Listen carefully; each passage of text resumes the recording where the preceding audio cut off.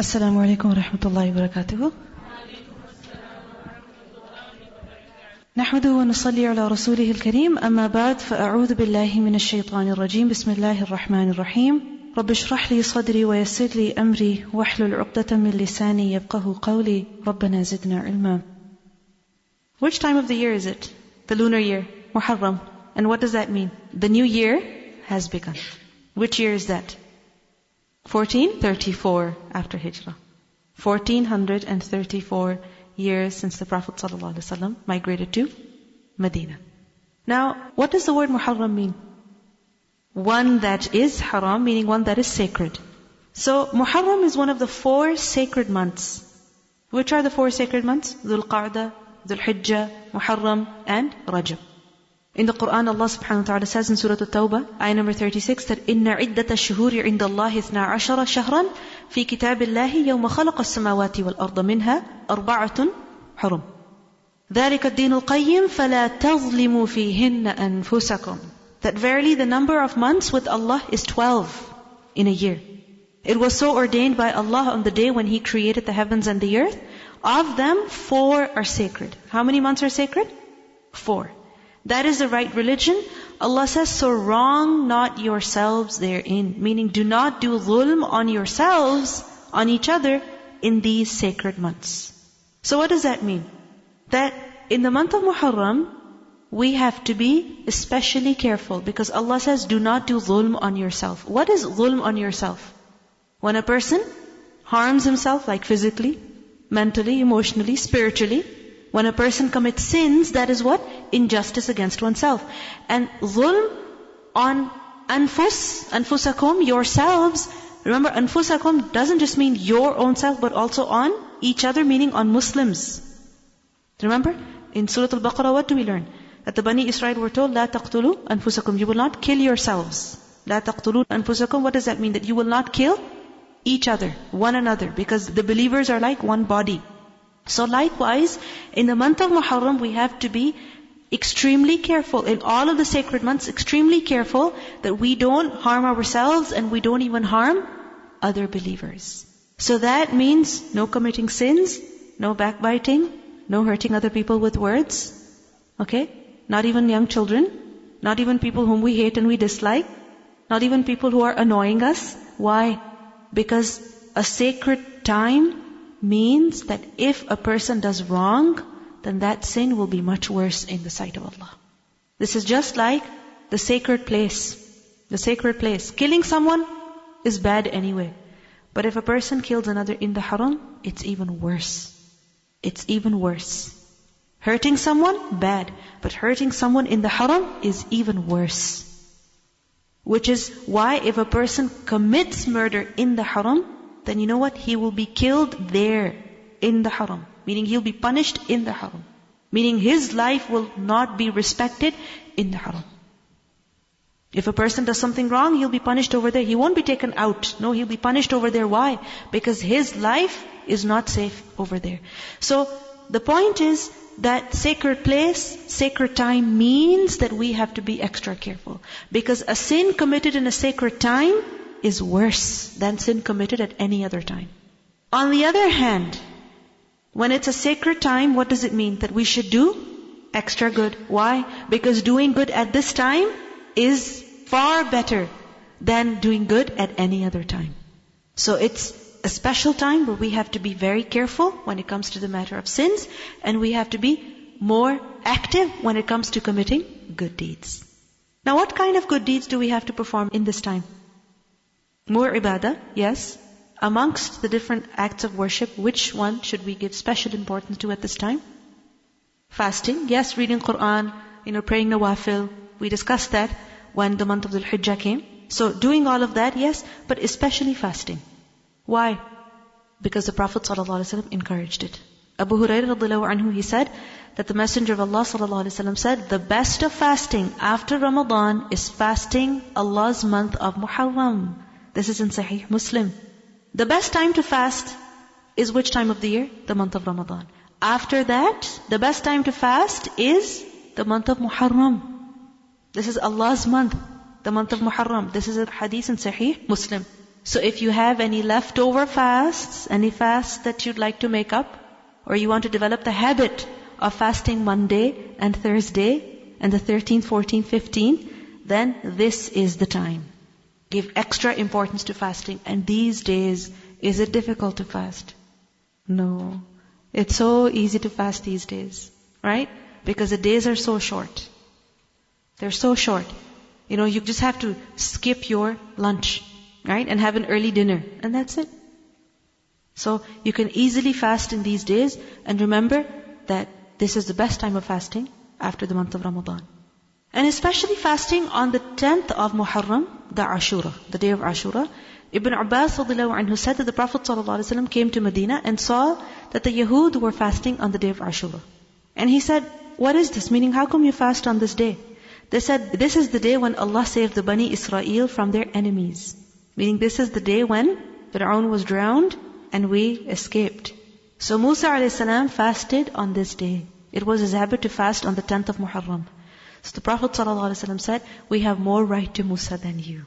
Meaning, you follow Musa a.s., we have more right to follow Musa a.s. So he fasted on that day and also commanded the Muslims to fast on that day.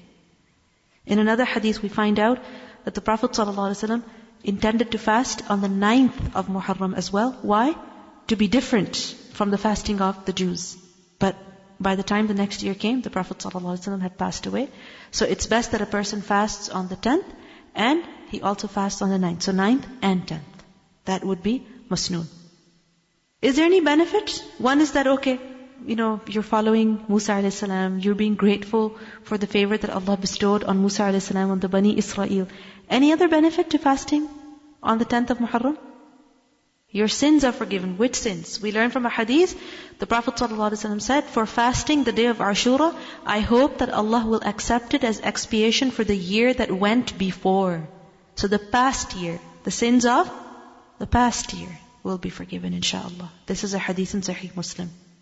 Ibn Abbas radhiyallahu anhu said, I never saw the Messenger of Allah sallallahu alaihi wasallam so keen to fast any day and give it priority over any other day than this day, the day of Ashura. Meaning he would make a point to fast on this day. And we learned that one of the female companions, she said that we would fast on the day of Ashura, even after the fasting of the month of Ramadan had been made obligatory. And we would make our children fast as well. She said that we would make our children fast as well. And we would distract them with toys made of wool. And when anyone felt hungry and wept for food, we gave them these toys until it was the time to break the fast. So we see that it was very common amongst the Muslims that all people would fast, even those who would not usually fast. So for example, a woman could be expecting, another could be nursing. And if for those reasons you're not fasting these days, make a point to fast on this day. Right? And likewise, there are children, who are capable of fasting. I remember one sister told me that she has been fasting since she was 6 years old. Since she was 6 years old, she said she has been fasting.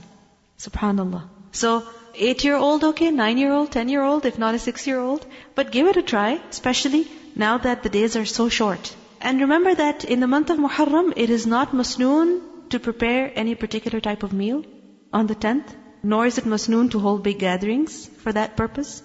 Nor is it masnoon to mourn and lament over the death of the companions, the death of certain individuals from the family of the Prophet ﷺ. Why? Should we not do that? Should we not mourn their death? Why not? Mourning is for 3 days, and those 3 days are long gone. Okay? And mourning is for who? For the immediate relatives. And we are not their immediate relatives. And then we see that, why does a person mourn? Why? He feels sad over their loss, that we have lost them. They're not amongst us anymore. Okay, but you know what? Even if nobody killed them, still they would be dead by now. Right? So there's no point in you mourning over their loss. If you're sad about what they suffered, yes, you are sad. What they suffered was very tragic. But take comfort in the fact that they are in a much better position. What does Allah subhanahu wa ta'ala say concerning the shuhada? بَلْ أَحْيَاء عِنْدَ رَبِّهِمْ يُرْزَقُونَ فَرِحِينَ بِمَا آتَاهُمُ اللَّهُ مِنْ فَضْلِهِ. They're happy where they are, they're rejoicing, so you don't need to be sad. And when a person mourns over the dead, then that will be a source of punishment for him. For who? For the one who mourns. Because the Prophet ﷺ said, he is not from our group who slaps his cheeks, tears his clothes, and cries in the manner of the people of Jahiliyyah. So this is not Masnoon. Now, this year, the Ashura is on which day? Friday or Saturday. Those who follow the local moon sighting, for them it will be on Saturday. In a hadith we learned the Prophet ﷺ said, do not fast on the day of Saturday except that which has been made obligatory upon you. And if one of you does not find except a bark of a tree, then let him chew it. In another wording, the Prophet ﷺ said, let him swallow it. The narrator of the hadith, he said that the one who fasts on Saturday is like he who neither ate nor kept a fast. Meaning he goes hungry without the reward of fasting. Because the Prophet ﷺ clearly said, do not fast on Saturday. And he said that if you can find only a bark of a tree, then eat that. Meaning take whatever measure you can in order to ensure that you are not fasting on that day. The reason behind this is that Saturday is a day of veneration near the Jews. So in order to differ from them, the Prophet ﷺ told us not to fast on Saturday.